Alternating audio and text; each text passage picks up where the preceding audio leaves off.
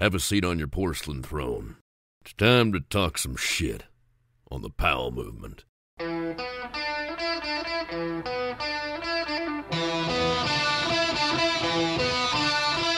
Welcome to the Powell movement.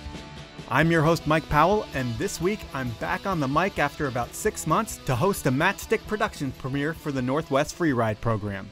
As I've mentioned before, live events are where I really shine. Yeah, the podcast is cool, but I bring an energy, insight, and sense of humor and a totally different voice to live events. I know this because I go to other events, and while there are a lot of great event MCs out there, I'm the best one a lot of you haven't heard. But I don't get the jobs for some reason or another. I guess it's easier to stick with who you know than to hire a new person, even if the new guy will make your event even better. So if you're hiring MCs, let me know. I'm versatile and I can do just about anything, from hosting 4 Powder Awards, to 2 Lululemon Seaweezes, to Red Bull events, to movie premieres, to auctions, to black tie functions, to Caesar's Palace in Vegas kicking off the 4th of July. I've done it all. I'm known for having people pay attention to what I'm saying as they may miss something. And I always have people smiling, and I pride myself on never saying bad words. I save that for this podcast. So, I'm back on the mic, but what's more important is that as of this week, Powder Magazine is officially back, and it's going to be on newsstands. And while I love what Mike Rogie is doing with the Mountain Gazette and what Pat Bridges is doing with Slush, and everyone should subscribe to those magazines if they love great print, there's something to be said for being on the newsstand. While newsstand prices are usually more expensive, I used to pay them a lot. In the good old days, you could go to a bookstore or an airport and you'd see Powder, Skiing, Ski, Free Skier, Transworld, Snowboarder, Snowboard Mag. And if you go back far enough, my favorite 2 mags of all time were Freeze and Blunt, and they were at the newsstands. But over the past 15 years, that's changed, until now. So when you see Powder Magazine on the newsstand, buy it, because I'm guessing the new owners will be concerned with the numbers, and we want to keep this thing going. Why? Well, it's Powder, and it's being spearheaded by longtime genius Powder photo editor Dave Reddick, and Volume 50, Issue 1 has longtime Powder guy Matt Hansen as the editor. While the mag came together pretty quickly, I'd be surprised if it's not awesome. So in celebration of the relaunch of Powder Magazine, I was able to get Powder co-founder and noted eccentric gonzo journalist Dave Moe to come on the show. On top of that, I was even able to get his brother, the other co-founder who came up with the idea for Powder Magazine, Jake Moe, to add some color to Dave's take on the Powder story. Before we get into it, I want to thank Powell Movement alum Patty Graham for sending me a screener link to the new award-winning Legs of Steel movie. I had no idea what this film was going to be about. I heard it won awards, and the Legs of Steel crew are one of the most creative groups in skiing, so I wanted to see the new movie. And I was blown away with the story they told. In an industry that's not really diverse at all, but seems to be trying by bringing in influencers, the Legs of Steel crew tell a story that needs to be heard, and they do it the right way. I'm not going to spoil it for you, but I will let you know that it's going to be free online on November 11th, and it's an important movie that everyone should see. What else is important, at least to me, is you telling a friend about the show. It really does help things grow. And I've got stickers. If you want some stickers, email me at mike@thepowellmovement.com and I'll let you know how to get them. Finally, I want you to all support my incredible sponsors who make this show happen week after week. They are Elon Skis, Peter Glenn Ski and Sports, Outdoor Research, Best Day Brewing, and Stanley. Now, without further ado, let's talk to Dave Moe. So with this podcast, I've put together a bunch of questions and we'll walk through your life and times. And the goal is to keep it about an hour and 20 minutes. And I know we're going to have a lot of stuff to talk about, so we can't go super long on answers, but some answers will be longer than others. And I usually like to jump right into it if you're ready to do it. Hour and 20 minutes? Okay, I'm up for it. Okay, so this year, you and your brother are being inducted into the Ski Hall of Fame. And while you're going in together, it should be known that you guys both founded Powder Magazine. But more importantly, you guys are 2 very different people. Jake was the businessman behind Powder. You were the more creative who traveled the world creating content. And before we dive into your life and times, you had a nickname. It was Screw Loose. How did that name come to be? Because I was off the wall kind of guy, willing to pretty much try anything. And people were pretty blown away and said, "Oh, wow, you're like a screw loose." So that was a nickname for some time. And I feel like to really understand the uniqueness of you, we need to highlight the whole screw loose element of you, and we might as well do that now. And I think the most famous screw loose story was during the centennial in 1976. You found yourself in the pages of Time magazine. How did screw loose swing that one? Well, I guess I could say, starting with cross-country skiing with roller skis alongside of a sandy beach in Southern California. And I thought, well, I could probably ski on sand would even be more of a workout, training for the Birkebeiner, a pretty long race in Wisconsin. So I started skiing on sand, and it was a workout. So I started a ski race in Los Angeles, sand skiing ski race, and it was pretty popular. We got some pretty big sponsors from Norway and such. And my first race, of course, I won, and Sports Illustrated had to call him Sportsman of the Week. And so they took it and put me in Sports Illustrated. So one thing leads to another. I don't know if you want to go into water walking, but I was skiing along the beach, and that's a longer story. If you want to, I can do that. Water walking is where we're going to go with this. So you were talking about the sand skiing right there. But I wanted to know, in 1976, there is the water walking that we're going to talk about. But first, I guess we should explain what water walking is. You had kind of pontoon skis where you could actually walk on water? Yeah, well, I saw the idea. I could walk on water. So I built some foam skis, like skis, big, clunky, foot wide, foot deep, 7 feet long or something, and actually was able to stand up and paddle, but real clumsy. And so I saw an ad for ski yaks, which were half skis, half kayaks. And I said, that's it. That's what I want. So I called them and said, send me a pair. I'll set the world record. Didn't have no idea what that meant, but they sent me a pair. And living in Southern California, I was looking at Catalina Island all the time and said, man, I think I could walk it. I'll try, because I had to set the world record. So I have practiced, and we had a chase boat. And so I started out one day in Catalina about 6 or 7 in the morning. And 10 hours later, I was able to ski into Newport Beach and got quite a bit of publicity for doing that. But so that fueled the fire. I started walking across Lake Tahoe and all various other places. But then it was about the time of the 200th anniversary of the Statue of Liberty. I said, I think I want to walk around the Statue of Liberty. So I got some sponsors for that, and I went back to New York and started walking around the New York Bay there. And my friend had a kayak just in case. And I got around the Statue of Liberty, thousands of boats and thousands of spectators, and got quite a bit of publicity. So then I just continued on to Lake Tahoe and Seattle, and it was a great workout. And fortunately, I haven't really fallen over too much. It's a real pain getting back into them. But I guess I'm a bit of publicity hound, but I really like to experiment with new ways of having fun. Kind of crazy one. So you ended up in Time magazine. You're on the Water Walkers, dressed as Abraham Lincoln for that one. The Catalina Island stunt got you the cover of the LA Times. So you have all these alter egos and things going on. How about Tragic Magic? What was that character all about? Tragic Johnson. I thought, I think I wanted to try skiing on stilts. So I built these 2-foot tall stilts and got an LA Lakers outfit. And of course, I went in an afro, and I did a bald head as well. And surprisingly, it was not that hard. It was pretty fun, actually. So that was skiing on stilts. And then I thought, well, maybe I could try skiing on all fours as a sheep. And so Lambchop came about, and he's become quite famous too.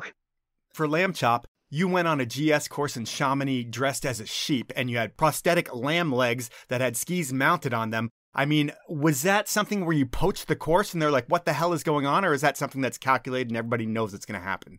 Actually, I'm kneeling on skis. Kneeling on skis. Okay.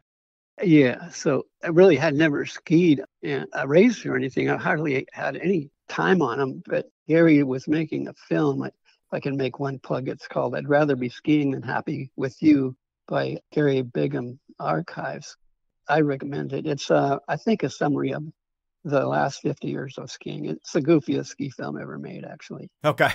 So he said, hey, let's put that in there, ski at Lambchop. And so that kind of was a start for skiing on all fours as a sheep. I'm kind of a clown, basically. Yeah, and I would say the odd character that I met you was you were dressed as Captain Powder. That's part like 10th Mountain Division, part who knows what. But when I see Captain Powder at a party, I was always wondering, like, what is that guy on? Because I've never seen Captain Powder talk to anyone. You just like kiss people, leave a white kiss on their cheek, and that's it. What gives? What's the story behind the captain? It's a pretty long story, actually.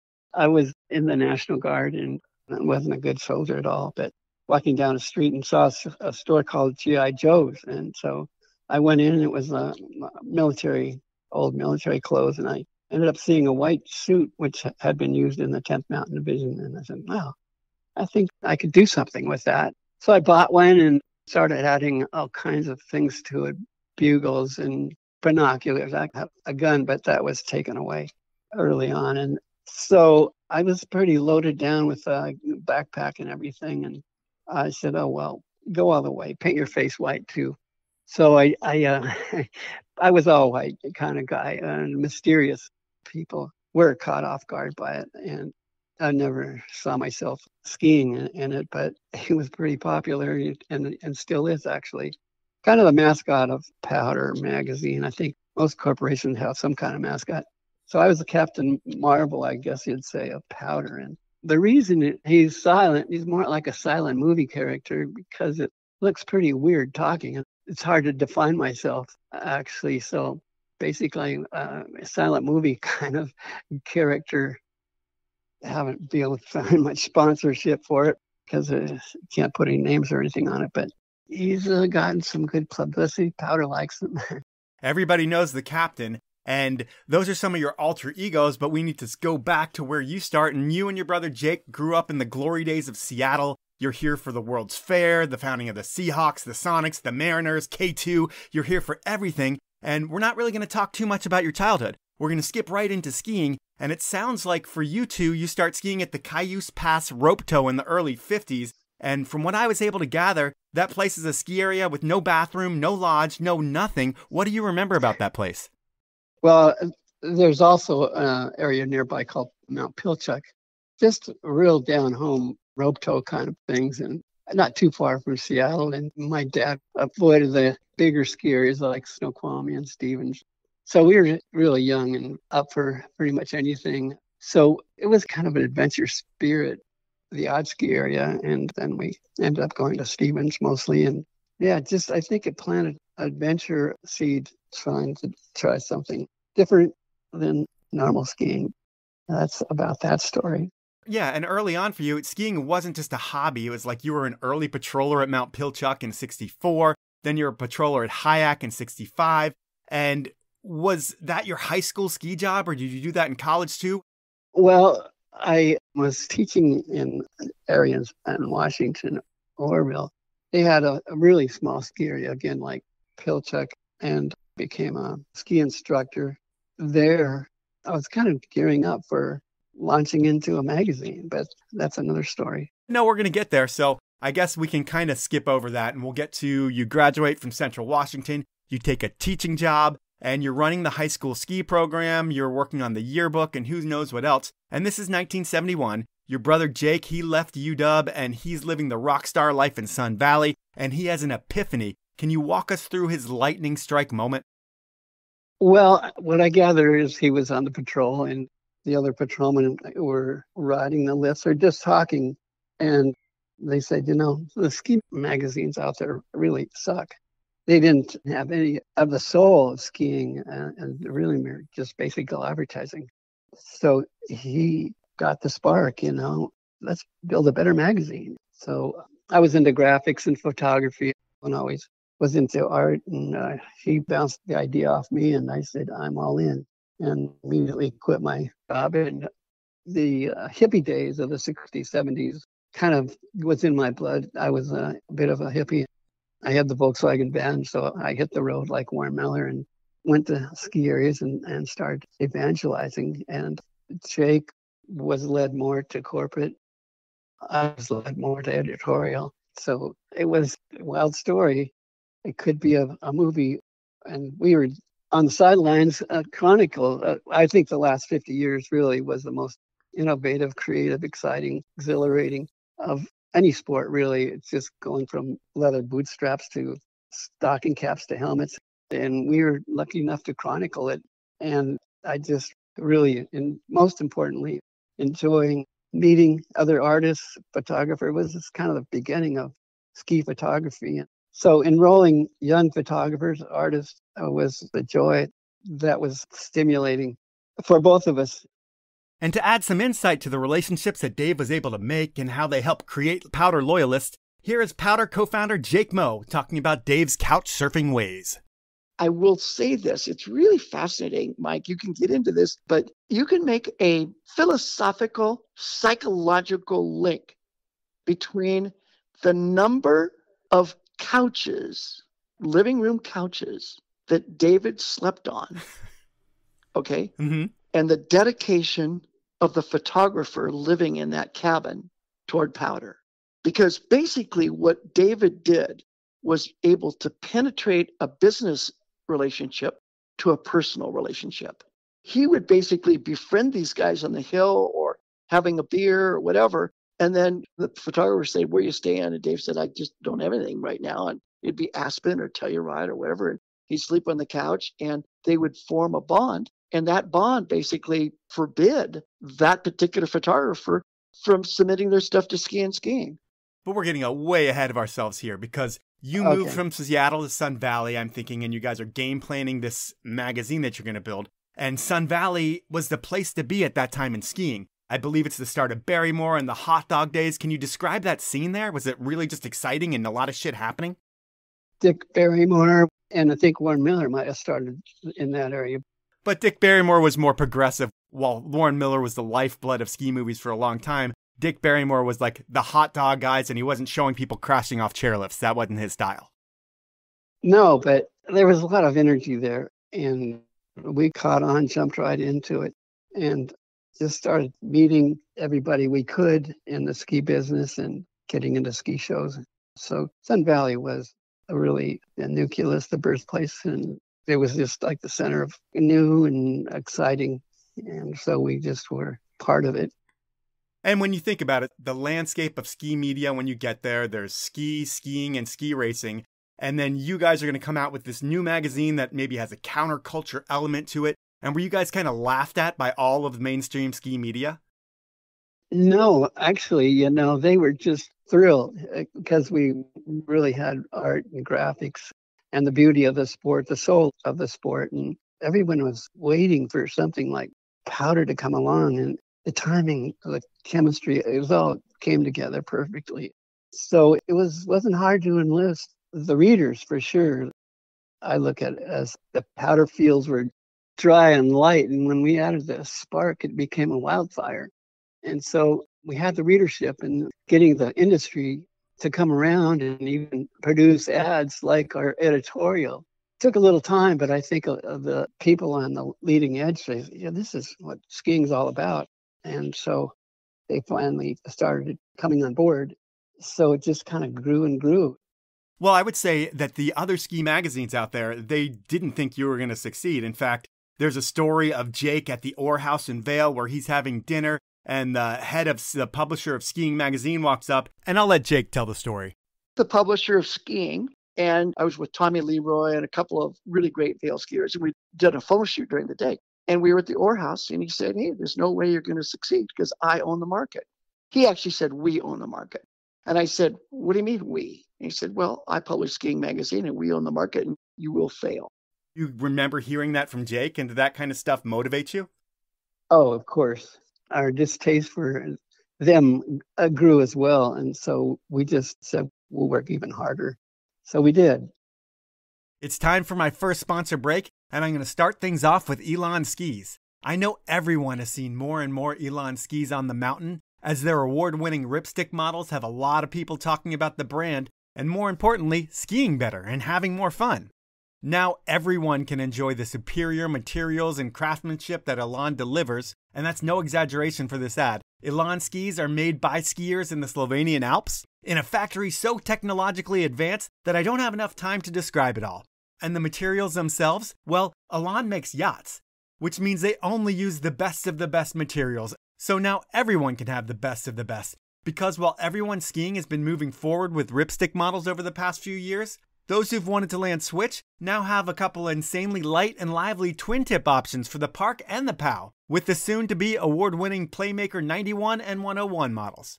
To find out about all things Elan, especially those new Playmaker 91 and 101 models, head on over to elanskis.com. Next up is Seattle's own Outdoor Research. They've been supporting the podcast for almost 5 seasons, but you know what?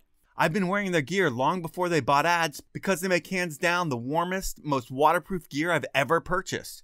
There's something to be said for going out into the elements knowing you're going to be drier and warmer than everyone else because you're rocking gear made with the best materials that were tested in the brutal elements of the Pacific Northwest.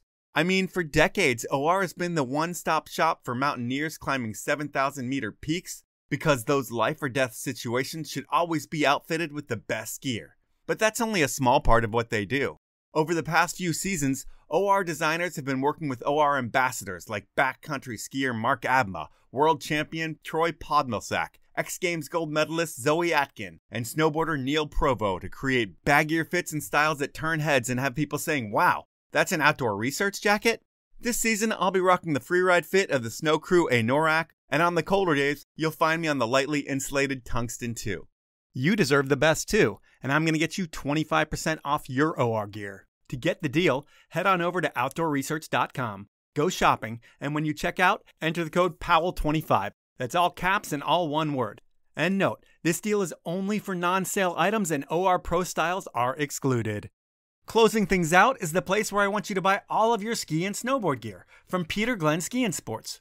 Why support Peter Glenn Ski and Sports? Well, first and foremost, they're the little guy who's been getting people on snow for over 65 years. They're not trying to take over an industry by making a ton of branded products that compete with established brands. They aren't trying to get you to stay at their hotels or go on one of their vacations. Peter Glenn is all about having all the brands, all the products, and all the deals both in-store and online. It's not about algorithms or AI. Peter Glenn is about having the most knowledgeable staff that understands what you need to make sure you have the most fun possible wherever you're going. And they've been doing that since 1958. So if you ski, snowboard, inline skate, wakeboard, water ski, or if you need outerwear for your adventure, Peter Glenn Ski and Sports is your one-stop shop, and they offer free shipping on orders of over $50, a hassle-free return policy, and they'll price match reputable dealers. So please support this podcast and buy all your stuff over at peterglenn.com. Those are my sponsors. Now let's jump back into the podcast. So you guys have that motivation, and in the long run, powder outlasts skiing, which is pretty amazing. But back to the beginnings of the magazine, during the ideation phase of powder, what kind of things do you need to invest in to be able to think about building the book? Well, getting the positive feedback from everybody, and we didn't know what we were doing, but we had the vision, and we were pretty good evangelizers, and so we just went out there, and it wasn't hard to get editorial. So we just continued on. We had the outline, the plan, so we just kept following it. And a lot of mentors gave us direction, and we had the fire going. We just added the fuel. But to add the fuel, you need to add money because all these things cost money to start up. And is it true that you guys had to sell a Porsche or something like that to raise funds to start the magazine? We tried to do anything we could. I've been a handyman most of my life, so I did a lot of side jobs. And Jake also was in the restaurant business, and we did anything. We did everything we could. We found a couple investors, so that got us kind of over the hump.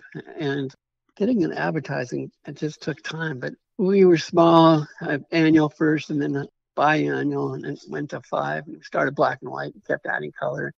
Whatever we could to keep it growing. And advertising took a little longer, and circulation, it took even longer, I guess. In thinking about it being difficult to sell ads in the beginning, if you think about magazines, if you have the startup capital, anyone could start a new magazine. You could source the images and you could source the copy, and the key was distribution, and Powder didn't have that distribution. But what became the biggest sales asset to the magazine was a dealer spread that you guys had, which listed the state, city, and name of 3,000 ski shops, and the call to action was, purchase your quality ski equipment from an authorized Powder magazine dealer. Can you describe the importance of that spread and how it allowed you to sell ads? Well, again, it was pretty popular. It sold out, I think, at most of the ski shops, and so they knew they were getting their money's worth. and it grew slower. But yeah, that's where the fire was really with the skiers and the shops.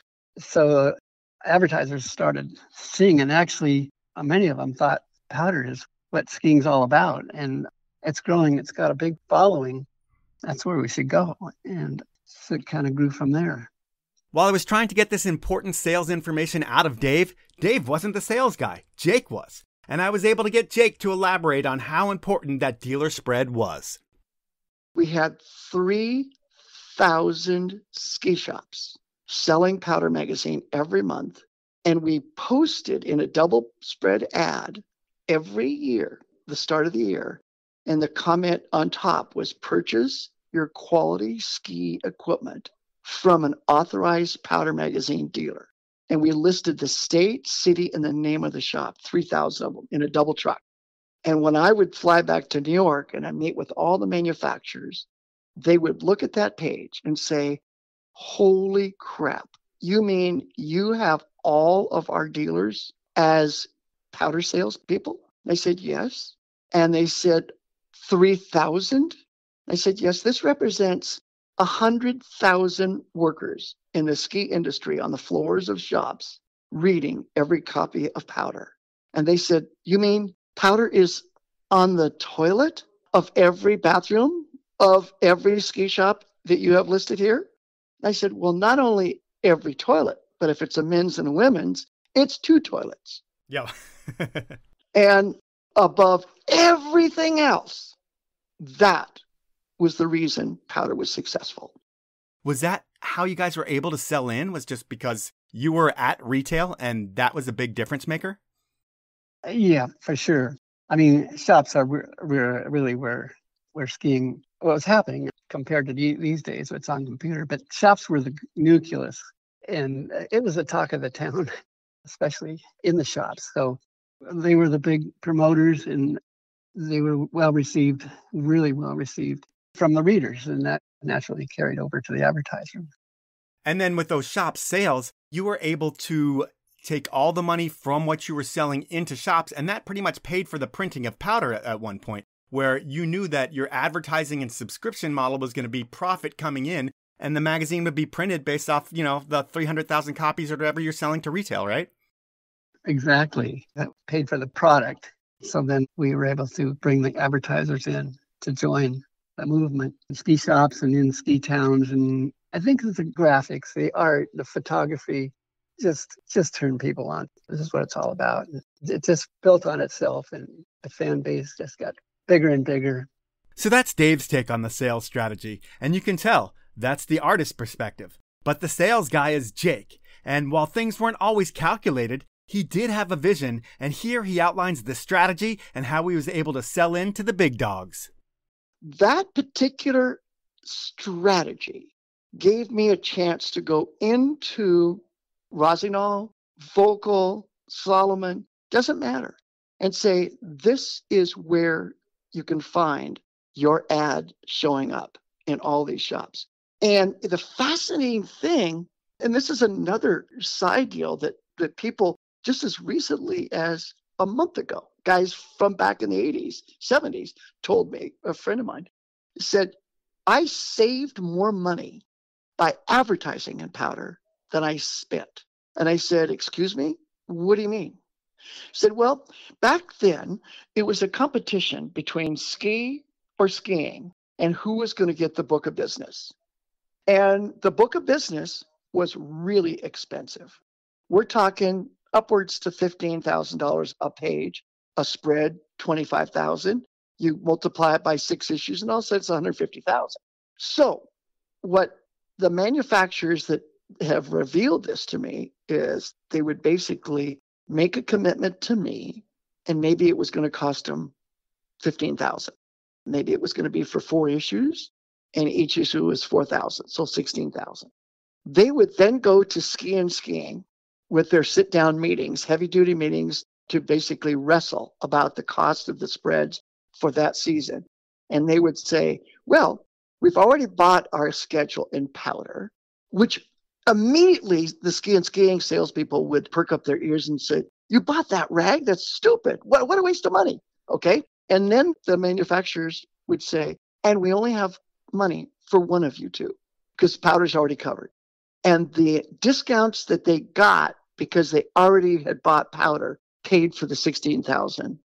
And the difference between powder when you're selling it in is skiing, the guys who are selling ads for them, they're going to these manufacturers and they're selling skiing, Field and Stream, and 10 other different magazines. And if you buy an ad in everything, then you're going to get a discount. And eventually, people realize that powder was where the core of the market was. I mean, if you look at the ad to content ratio, in the big magazines, it was 70% ads. Powder was 40% ads, and they were all ski. They were all endemic brands. So did it feel like showing love to the dealers with the dealer page and then having all endemic brands made you guys the most core magazine in skiing and immediately accepted by all skiers? Oh, of course. And again, the beauty was there. I think even the ads were blended more with the editorial. And so all the way around the magazine format, and to put your hand in and just the energy among skiers and the beauty of the humor. We were just talk to the skiers right at the ski area level. I just loved it because it what the sport was all about. It turned them on.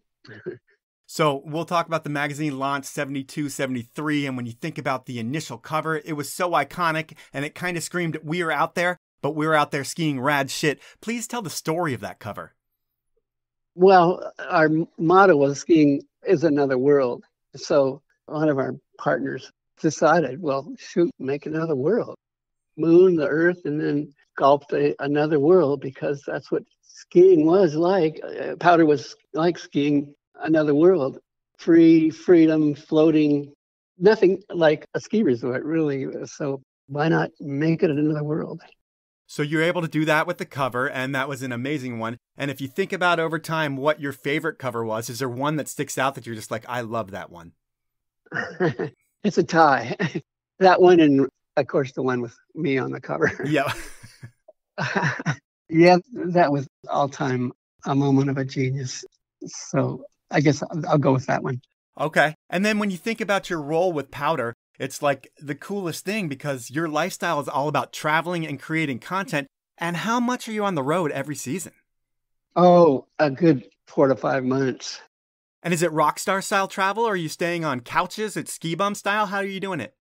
I was doing it any way I could. Mostly I had a VW van and I was traveling from resort to resort. But yeah, a lot of couch time and freeze-dried meals. And yeah, really ground zero kind of thing, which again, I think added to the mystique of it. And anyway, we were just there for the skiers and having fun. And I'd say a little different way. I can never really afford a ski lift ticket. And so I started, well, besides sneaking on the mountain, but I started as a ski photographer and I got up on the mountain and took pictures and then went down to the bottom and developed and printed in at the night and then sold them the next day. So found ways to make money on the mountain and we got a little more accepted. So we're getting on the mountain for photo shoots and stories, and I was getting sponsored to go to Europe and Chile and things like that. So again, just little by little, enjoy the real kind of elite helicopter skiing. Yeah, that was the highlight. Yeah, when you think about it, like helicopter skiing is a highlight, but what are your ski trips with maybe some of the most incredible athletes in the world that you're on? Because I think you did one with Stein Eriksen. I can't remember if that's correct, but I don't know, you can fill it in. Well, of course, helicopter skiing was a highlight, but I was following the Volvo ski tour to Chile, and that was great. And then following the race team. When you say you follow the Volvo ski tour to Chile, and that was great, I heard a little bit about this Volvo ski tour thing, and you happened to go to Portillo, Chile with Phil Sifferman and Stan Larson, and you guys are out on the mountain. You're there to write the article and take the photos or do whatever. But at some point, you disappear on a ski tour around the lake that's right outside of the hotel, and no one knows where you are. And they're freaking out to the point where total search and rescue mode happens. What happened on that trip? Well, I loved the outdoors, and it was a beautiful night. And it was a beautiful lake. So I just said, I'm going to ski around the lake. And I love it in the backcountry and away from people. And so I've been a mountaineer and climber. And so it wasn't a big deal for me. It wasn't dangerous at all.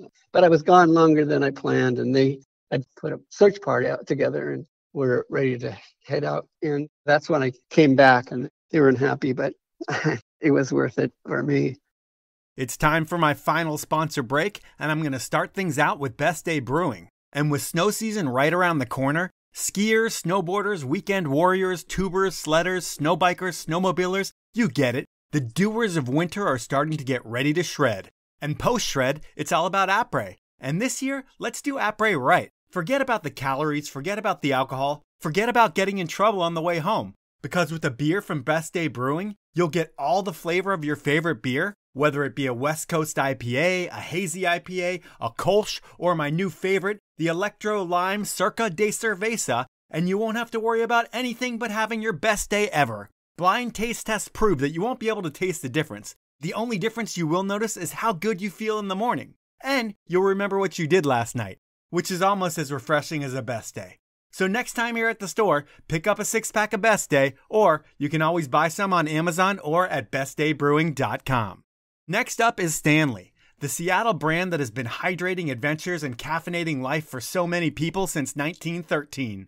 And these days, while Stanley still makes that iconic green bottle that changed the way we drink 90 years ago, these days, Stanley does so much more than that. For us skiers and snowboarders, Stanley has all the hot and cold food storage you're going to need to keep it organized and make it easy to feed your crew at lunch, whether you're in the day lodge or the parking lot.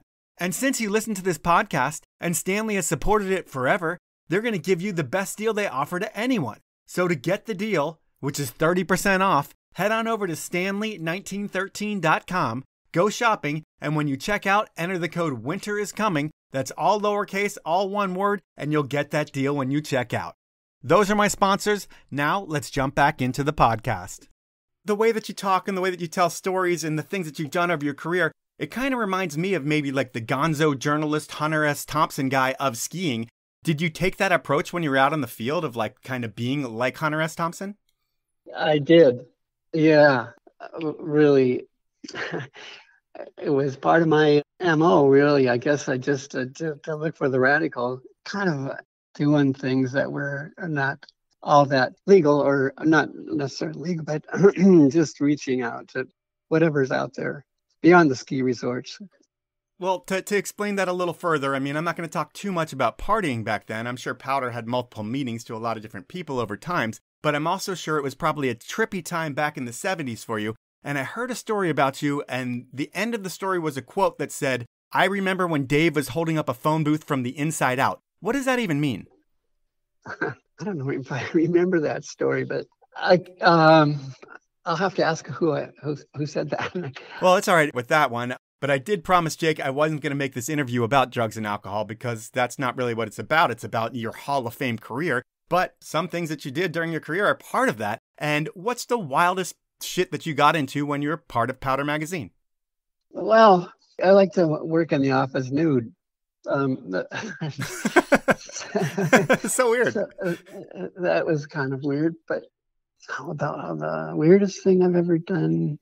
Early on, when we were at the ski shows, I guess that started my clown work, but we trying to get creative ads for equipment. Actually, I started skiing around the Las Vegas Strip as Captain Powder, and it was kind of shocking, I guess, and that sort of started my exploration. I'm a bit of an inventor, I think, with products. I come out with a ski chair, a mountain lounger that they allowed you to sit off the snow as a chaise lounge. So I always was looking for new ways and new things to do, and report about them in Powder. Did they let you take those up on the chairlift and sit on a ski recliner and ski down the mountain? Actually, it folds up and fits in your pocket. It's a nylon rectangular. So you put your skis in up to the heel plate, and then the two loops that go over the tips, and then a ski pole goes across the bottom, a loop on the bottom. And it is absolutely the most comfortable way you could relax in the mountains. You can't sit in the snow, really. And it was a great product, unfortunately. Now there's mostly groomers, and that's another story. A mountain's not successful without grooming. And actually, Wayne Wong likes groomers better than powder, which somewhere he got off the track. But grooming is where it's at right now, it probably could be another magazine. And does Powder get to the point where it's big enough where you're able to travel and not have to worry about staying on couches, and you can take people out to dinner and you have an expense account and you're living the life of like a real big time magazine thing, even though you would never consider yourself that? Really, we didn't entertain much at a high level. I was purposely more, or just on the sidelines. Jake may have been more promotional. He's definitely out there. But no, we didn't commercialize on our success hardly at all. Just worked with the resort on getting content and talking to the key people. But actually, socializing at a high level was not part of our MO, really. You eventually sell Powder. Why would you sell it? And did you make some good money when you sold it? No, it's never been a moneymaker for us. In fact, it's been a money loser, but the rewards were worth it. The people we've sold it, seems like most of them were not really into promoting the magazine, just like they've been living on the borderline on break even, as long as I can remember. Well, it hasn't been an overwhelming financial success, I don't think, but it's being sold corporations in New York and whatever. I think they're pretty far removed, and they probably didn't see a big return from a ski magazine. Now we're more online, and it's going to be extremely popular. And I hated to see print go, but it's coming back. So we'll have our first issue in November, print issue. And so we'll have an online and a print magazine again. I don't think you can beat a magazine in your hand as opposed to a screen. So I'm really excited about that. We're going to talk about the magazine launching in a little bit. But you stuck with the magazine until 96. And how did that run end for you? I mean, was it something where the corporate powers that be ended it for you, or you just stepped away? It was the time, I guess, time to move on. So Jake had left quite a bit earlier. So it just, I guess, got more corporate, and maybe my being so radical wasn't really acceptable. And I really don't know exactly why, except I wasn't digitally wise and up to speed in that respect. And we found a really excellent replacement. And so he's got us into the modern day publishing. And so I was able to get a job at Kirkwood as the director of fun. And it was a great transition for me. And you have that director of fun title, which is amazing. But you're also on the masthead of Powder, you and Jake as the spiritual editors. Did you still come into the office and interact with the Powder crew, even though you weren't working with the magazine directly? No, we didn't. But we were basic the soul. And Captain Powder has been out and about ever since. And we've been able to contribute editorially. And Powder's been tattooed to my brain for 50 years, so I can't stay away from it. And I've been able to work with the new people, and they like what I offer, and it's still in my blood. So that's awesome that you've always been involved. But a few years back, when Powder shut down and it looked like print and Powder were going away, I mean, when you read that and hear that news, what does that do to you, where it's like your baby that you and your brother built and then it's being put down? I mean, was that just a really sad time for you? Yes, and I think all our readers. For sure. You can't beat a magazine in your hand. Is so close and makes such a big impression on your mind. Yeah, everybody was really sad and still are. But slowly, as this first issue comes back, I'm pretty sure people will be real excited to get it back in their hands. Yeah, because it's volume 50, issue 1. It's going to be on the newsstands, like you said, in November. And how did you find out about it? And did they invite you to become involved right away? No. Again, corporate has stepped in with a whole new game plan. Really, I've been out of the loop for sure. I just found out about the print magazine a month or so ago, and I'm real excited. I have no idea. It sounds like they brought another team, and I have no idea what their direction is going to be. But our editor, photo editor, the soul of Powder, Dave Reddick, if he's involved, it's going to be beautiful.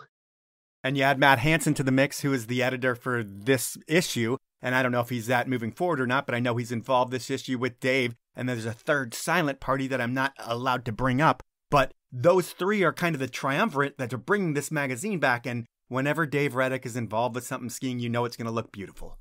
Mm-hmm. I agree. He really is the new soul.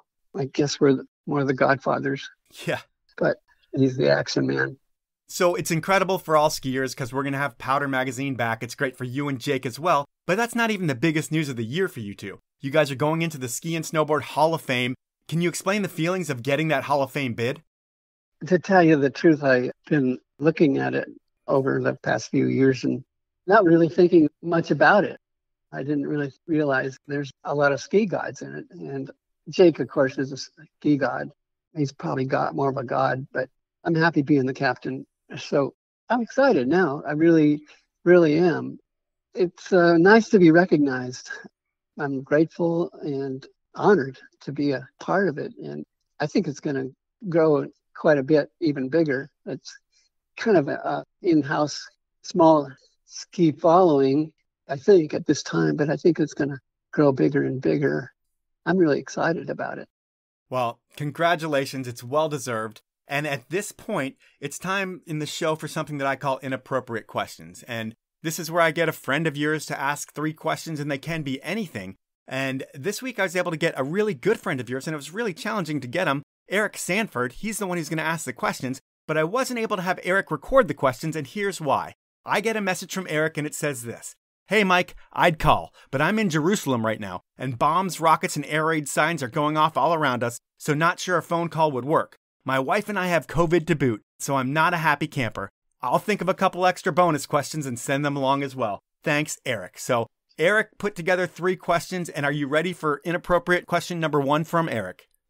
Okay, sure. Okay. Anything special happened downstairs in the Silver Dollar Bar in Jackson back during dinner in 1979? Something to do with pea soup. I'm sorry. So you don't remember this one? I vaguely remember it, but no, I don't remember the details. Okay, so we can go into question number 2 because he's got a bonus one. So hopefully you'll remember a couple of these. I know the years can make you forget some things. I forget things all the time too. But question number 2 is, don't remember that one? How about down in the steak pit at Snowbird around 1981? Big loaf of bread, big pitcher of water. Ring any bells? No, I guess not. Okay, this is amazing. This is the only inappropriate questions where you must have been having so much fun back then that you can't even remember the question, which is great. I'm going to go with this final inappropriate question before I go with the bonus question. Finally, who could ever forget the Velveeta Gladiators in Bud's condo in Aspen? Rather forget about that one, eh? No, it certainly was a big party of Velveeta cheese. I think it was a food fight, something along those lines. Okay, so we're going to go with his bonus question right now. Who was supposed to keep me awake when we were driving from Bozeman to Jackson Hole for the pole pedal paddle, but ended up snoring away in the passenger seat while I fell asleep and rolled Yates's van at 2 a.m.? Well, that's happened to me a number of times. I'm sure we were just exhausted and beat, and luckily didn't die, but the road was covered with snow and easy to drift off, and that's what happened. All right, so that is Inappropriate Questions, and that's the podcast. And I will say that you and Jake's work has made an impact on more skiers than almost any people I can think of. Powder Magazine was and is an institution that's hopefully back for good, and it never would have happened without the business sense of your brother and the creative and unique mind of you. So I thank you for your time here and for everything that you've done for skiing, and I am very excited that you are being inducted into the Ski and Snowboard Hall of Fame. Thanks. Thanks a lot, Mike. I'm so glad that people can, I hate to say it, but I mean, it really has had a major effect on the ski world, I believe, for the better. So that was time with Dave Moe, and what can you say about that guy? He's eccentric, he's interesting, he's maybe a little weird, but so am I, so that's no insult. He's a visionary, and he had that Hunter S Thompson spirit that you can hear in the way he talks. He and Jake really did so much for skiing and the soul of the sport, and it's about time that they are finally being recognized by the Ski and Snowboard Hall of Fame this year. While I wish I could be at the induction, I'm usually at the McConkey PMS event, which I've emceed since the beginning. While the hall is important, and the event they put on is really special, I know because I've attended the one where Shane went in and the one they had in Seattle, but unfortunately I usually miss this event because the Shane event always takes priority for me, and it's the most fun weekend of the season. So unless the dates are different this year, I'll miss the Hall of Fame induction. But if you can't attend the McConkey PMS event in Palisades, Tahoe, the Hall of Fame event is the second best place to be at that time. So hopefully you can be there to celebrate the Moe brothers. That's the podcast. At this point, I want to ask you to review the show wherever you listen. If you're on an iPhone, here's what you need to do. First, hit the podcast icon on your iPhone. Second, search for the Powell Movement. And even if you already subscribe, you still need to search for the Powell Movement. Third, click my logo. Fourth, scroll down to where you see the stars. Fifth, star rate me and review the podcast. If I read your review on the show, you're going to win something from me, a surprise gift that will be awesome. So if you hear me read your review, email me with your address and I'll hook you up. Thanks for that. Thanks for listening. And finally, please support the amazing brands that make this thing happen. They are Elon Skis, Peter Glenn Ski and Sports, Outdoor Research, Best Day Brewing, and Stanley. Have a great week, everyone.